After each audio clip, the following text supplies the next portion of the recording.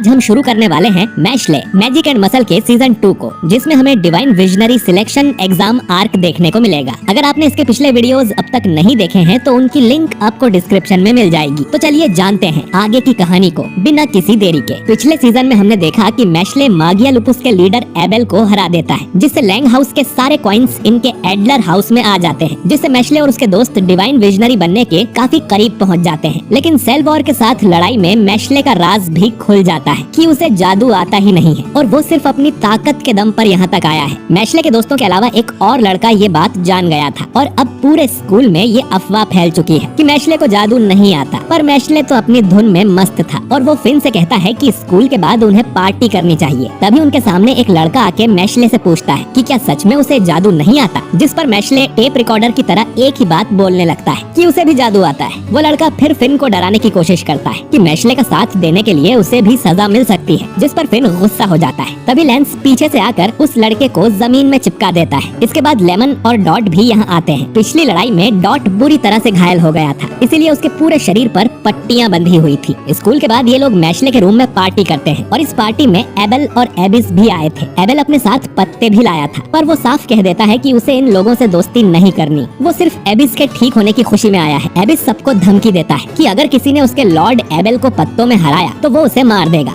Lemon एबिस को शांत रहने को बोलती है और उससे चाय का पूछती है, लेकिन लेमन के सामने एबिस का सिस्टम हैंग हो जाता है। एबेल बताता है कि एबिस को लड़कियों से बात करने का बिल्कुल एक्सपीरियंस नहीं है, वो तो लड़कियों को मादा कहकर बुलाता है। इसके बाद सभी लोग खाना शुरू करते हैं। लेमन मैशले को अपने हाथों से खिलाना चाहती थी, लेकिन मैशले सिग्मा मेल है तो वो उसके ऑफर को मना कर देता है। तभी लेमन के हाथ से क्रीम पफ नीचे गिरने लगता है तो मैशले उसे अपने मुंह से वैक्यूम क्लीनर की तरह खींचकर खा लेता है। पार्टी जोरों शोरों से चल रही थी और सिर्फ फिन को ही टेंशन हो रही थी। पार्टी के बाद एबिस मैशले को सावधान रहने को बोलता है क्योंकि इनोसेंट जीरो की नजर उस पर पड़ गई है। वो लोग स्कूल में हाई मैजिकल पावर वाले स्टूडेंट्स की तलाश में थे। एबेल ने उनकी मदद की थी, जिसके बदले में उसे काफी पावर मिली थी। उसकी तीसरी लाइन भी असली नहीं है, वो उसे इनोसेंट जीरो की पावर से मिली थी। लेकिन फिर भी मैशले ने एबेल को हरा के उसकी अकल ठिकाने ला दी। लेकिन इनोसेंट जीरो जिसकी भी तलाश में है, उसका कोई कनेक्शन मैशले से जरूर है। एबेल और एबिस को अपने कारनामों के लिए पनिशमेंट जरूर मिलेगी। एबेल बस एक ऐसी दुनिया चाहता था जिसमें सब शांति से रहें और एबिस को यकीन है कि मैशले ये सपना सच कर सकता है। तभी एक उल्लू मैशले को ये संदेश देकर जाता है कि उसके ऊपर इंक्वायरी बिठाई गई है। अगले दिन मैशले को ब्यूरो ऑफ मैजिक में बुलाया जाता है। मिनिस्टर ब्लेस कहते हैं कि गॉड ने ये दुनिया बनाई और इंसानों को जादू दिया। इस सुंदर दुनिया में मैशले एक डिफेक्ट की तरह है जिसे खत्म करना होगा। मैशले कहता है कि सब कुछ परफेक्ट नहीं होता। ब्लेस बोलता है कि इस बात का फैसला तुम नहीं करोगे। तभी उसके बगल में एक डिवाइन विजनरी आ जाता है जिसका नाम है Ryoh Grantz the light king.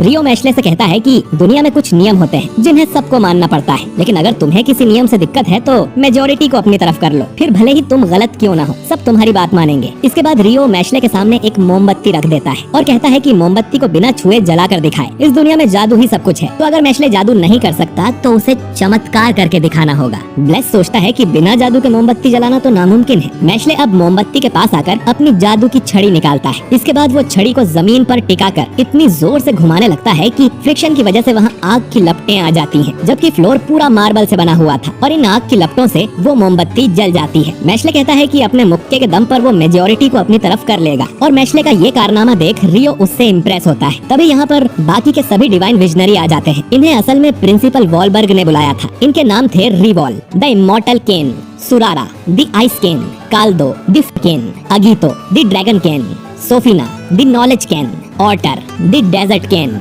इनका भी मानना था कि नियम का पालन होना चाहिए और मैशले को मौत की सजा मिलनी चाहिए। लेकिन तभी सब देखते हैं कि जज ब्लेस को इनोसेंट जीरो ने पजेस कर लिया है। इनोसेंट जीरो उनसे कहता है कि उस लड़के को सही सलामत हमारे हवाले कर दो और वो कितने सीरियस हैं ये बताने के लिए उन्होंने ब्लेस के अंदर एक मैजी पैरासाइट डाल दिया था। ये एक तरह का कीड़ा होता है जो कि इंसान के अंदर से उसका जादू चूसता है। अगर कोई इसे निकालने की कोशिश करता है तो ये कीड़ा उसी इंसान को अपना अगला होस्ट बना लेता है। रियो अब टेलीपोर्ट होकर नीचे आता है क्योंकि इनोसेंट जीरो ने ब्यूरो ऑफ मैजिक से जंग की घोषणा कर दी थी। रियो कहता है कि वो इस दुनिया का सबसे पावरफुल और हैंडसम जादूगर है, तो वो इस पैरासाइट को निकाल फेंकेगा। लेकिन तभी मैशले अपने हाथों से ही उस पैरासाइट को बाहर खींच लेता है। वो पैरासाइट फिर मैशले के अंदर घुसकर उसे अपना होस्ट बनाने की कोशिश करता है, लेकिन मैशले अपने मुंह में ही उसे बलून वाला डॉग बना के बाहर थूक देता है। ये देख नर्फी नाम का लड़का हक्का बक्का रह जाता है। मैशले फिर ब्लेस को सीढ़ियों पर बैठा देता है और उसके सामने हाथ जोड़ने लगता है। उसे लग रहा था कि ब्लेस मर गया। मैशले कहता है कि उसने पैरासाइट को बाहर निकाला और जज की जान बचाई तो केस यही खत्म होता है। इतना कहकर वो जाने लगता है, लेकिन ऑटर कहता है कि फिर भी मैशले को मौत की सजा दी जाएगी। मैशले बार बार उसे मना करता है कि वो नहीं जाएगा और अपने पैर जमीन में गाड़ लेता है। अब ऑटर मैशले के पीछे टेलीपोर्ट होता है और अपनी सैंड से एक नुकीला स्पाइक बनाकर मैशले के मुंह की तरफ भेजता है, लेकिन रियो उसे रोकते हुए बोलता है कि मेरी बात अभी खत्म नहीं हुई है। इनमें बहस चल ही रही थी कि यहाँ पर एक बड़ी सी सोड आके गिरती है, जिसे मैशले ने पहचान लिया था क्योंकि ये रायन की थी, जो कि हेडमास्टर वॉलबर्ग के साथ यहाँ आ गया था। और वॉलबर्ग सभी डिवाइन विजनरीज से रिक्वेस्ट करते हैं कि वो मैशले को मौत की सजा ना दे। ये पहली बार है जब इनोसेंट जीरो ने इन्हें डायरेक्ट धमकी दी है। वो लोग मैशले के जरिए इनोसेंट जीरो तक पहुँच सकते हैं, तो मैशले का जिंदा रहना जरूरी है। अब मैशले पूछता है कि हेडमास्टर कोई वीआईपी है क्या?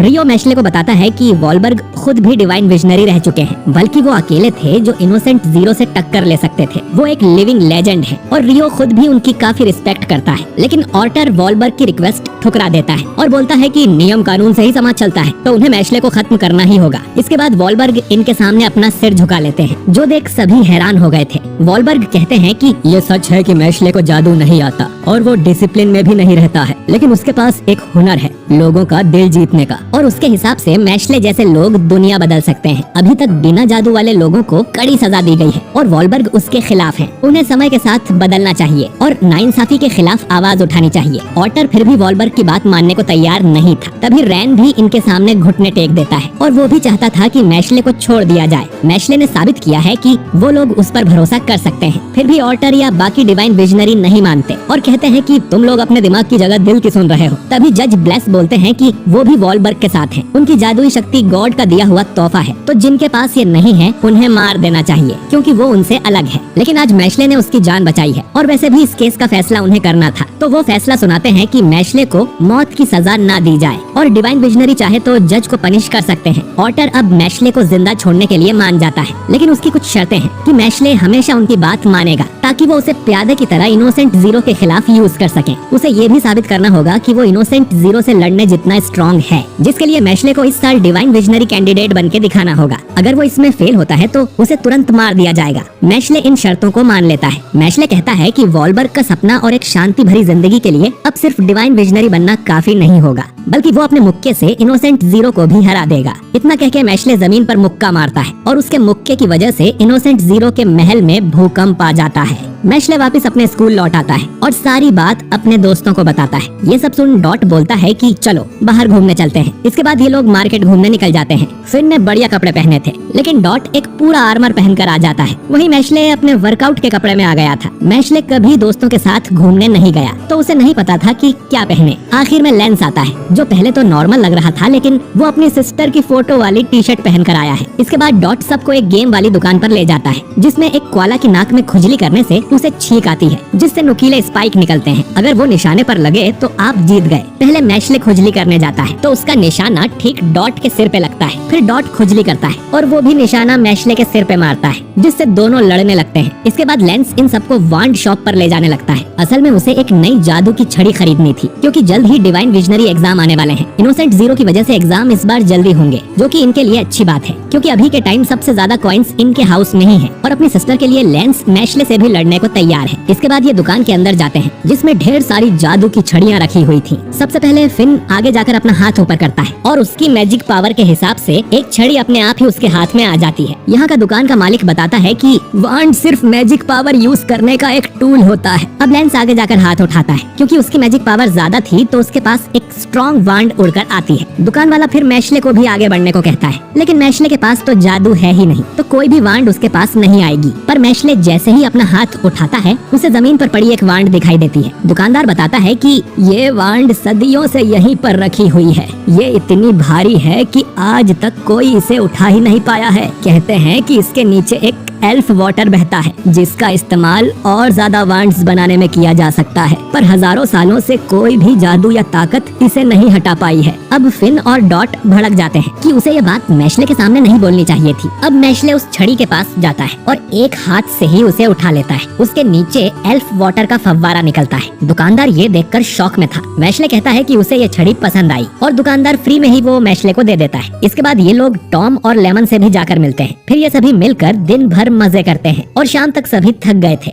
मैश्ले इनसे कहता है कि वो आज से पहले कभी दोस्तों के साथ बाहर नहीं गया था, तो आज उसे बहुत मजा आया और उन्हें फिर से यहाँ आना चाहिए, जिस पर सब हाँ करते हैं। कुछ दिन बीत जाते हैं और सिलेक्शन एग्जाम काफी नजदीक थे, लेकिन मैश्ले उससे पहले एक बार अपने घर जाना चाहता था। उसने रैन को भी ये बात बताई थी। दूसरी तरफ ऑटर हाउस ऑर्का के मैक्रॉन को मैश्ले की सुपारी देता है। वो चाहता था कि मैश्ले किसी भी हालत में डिवाइन विजनरी कैंडिडेट एग्जाम ना दे पाए। अब शुरू में तो मैक्रॉन ऑटर की बात मानने से मना कर देता है, लेकिन जब उसे पता चलता है कि मैश्ले ने एबेल को हराया था, वो भी बिना जादू के, तो मैक्रॉन को इंटरेस्ट आने लगता है और फिर जाके वो अपना पियानो बजाता है। दूसरी तरफ मैश्ले के फादर रेग्रो उसे देखकर बहुत खुश होते हैं। ब्रेड मैश्ले से पूछता है कि स्कूल में सब कैसा है, जिस पर मैश्ले हिचकिचाते हुए बोलता है कि सब एकदम मस्त है। इसके बाद मैश्ले के दोस्त भी घर के अंदर आते हैं और रेग्रो को यकीन नहीं होता कि मैश्ले ने दोस्त भी बना लिए हैं, क्योंकि रेग्रो कभी मैश्ले को बाहरी दुनिया में जाने नहीं देता था, तो उसे लगा नहीं था कि एक दिन मैश्ले के भी दोस्त होंगे। डॉट बोलता है कि वो सिर्फ मैश्ले का दोस्त नहीं बल्कि उसका राइवल भी है। लेमन रेग्रो को बताती है कि वो उनकी होने वाली बहू है, जो सुन रेग्रो और भी खुश हो जाता है। वो लोग रेग्रो के लिए गिफ्ट भी लाए थे और लेंस तो अपनी सिस्टर की मर्चेंडाइज ही उसे दे देता है, जिस पर मैश्ले समझाता है कि लेंस ऐसा ही है। इसके बाद ये लोग घर में भाग दौड़ करने लगते हैं। सब एक से बढ़कर एक नमूने थे, सिर्फ फिन ही था जो थोड़ा समझदार था और रेग्रो समझ जाता है कि फिन को काफी मुश्किल होती होगी, लेकिन रेग्रो ने कभी नहीं सोचा था कि मैश्ले को इतने अच्छे दोस्त मिलेंगे और वो चाहता है कि उनकी ये दोस्ती हमेशा बनी रहे, जिस पर फिन उन्हें यकीन दिलाता है कि ऐसा ही होगा। दूसरी तरफ मैक्रॉन अपने चमचों के साथ मैश्ले के घर की तरफ जाने लगता है। वो वहीं जाकर उसे सरप्राइज देना चाहता था, लेकिन तभी इन तीनों के ऊपर तलवारों की बारिश होने लगती है, जिससे ये तीनों रुक जाते हैं। ये अटैक रैन ने किया था और उसे मैक्रॉन के इरादों की भनक लग गई थी और वो इनका रास्ता रोकने आ गया। वहीं मैश्ले इन सब से पूरी तरह अनजान था और वो लोग सांप सीढ़ी खेलने का प्लान बनाते हैं और ये एपिसोड यहीं पर एंड हो जाता है। तो दोस्तों, क्या मैक्रॉन रैन को हरा देगा? क्या मैश्ले डिवाइन विजनरी एग्जाम को अटेंड कर पाएगा? जानने के लिए अगला एपिसोड जरूर देखें और वीडियो अच्छा लगा है तो इसे लाइक और शेयर कीजिए और कमेंट करके बताइए कि आपको ये एपिसोड कैसा लगा। और अगर आप हमारे चैनल पर नए हैं तो हमारे चैनल वाइपर एनिमे एक्सप्लेन्ड को सब्सक्राइब करके बेल आइकन जरूर दबाइए, ताकि आपसे हमारा कोई भी वीडियो मिस ना हो। मिलता हूँ मैं आपसे अगले वीडियो में। शुक्रिया।